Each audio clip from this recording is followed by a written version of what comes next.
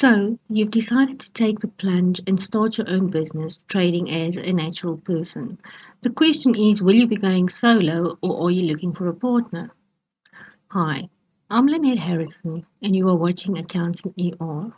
Let's look at the pros and the cons of these two types of entities.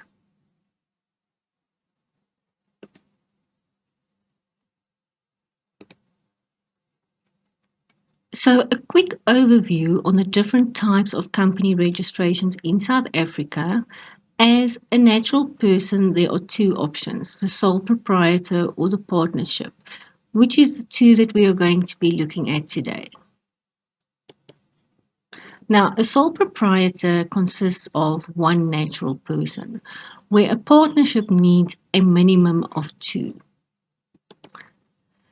Some of the advantages of being a sole proprietor is that it's easy to establish, there's a flow in decision making, there's no real legal requirements, and it's easy to discontinue. But some of the disadvantages are that there is unlimited liability, limited capital, and limited skills. And that is one of the reasons why we would prefer to maybe look at a partnership. So the advantages of a partnership is that it's simple to establish, there is greater financial strength, and of course, most importantly, is the combination of skills. The disadvantages of a partnership is now we have unlimited liabilities of the partner. And it will also maybe slow down decision making as there's now more than one person involved in that decision making. Let's look at the tax implications. So each individual person, whether you are trading as a sole proprietor or in partnership, will be taxed on the individual tax scale. That would be a sliding scale of anything between 18 to 45%. Each individual should submit their tax return. Must keep record for 5 years. Accounting requirements, there are no statutory auditing requirements. Let's look at the legal implications. We know that trading as a natural person, there is no separation between the business and the natural person, which means that a sole proprietor will be solely responsible for all the debt of the business.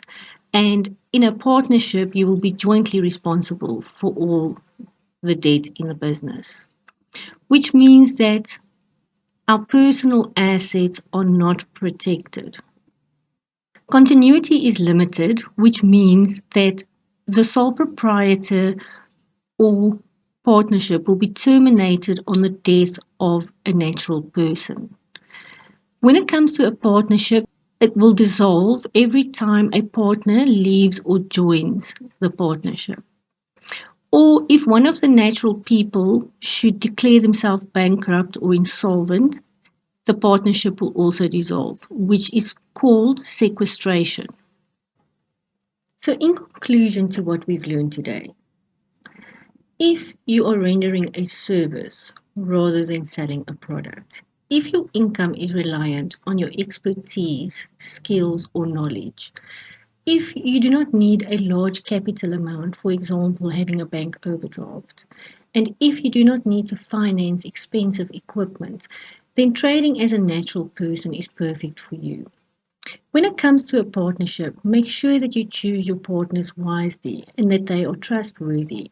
Make sure that all decisions are made together, especially when it comes to making debt. At the end of the day, starting a business is a risk.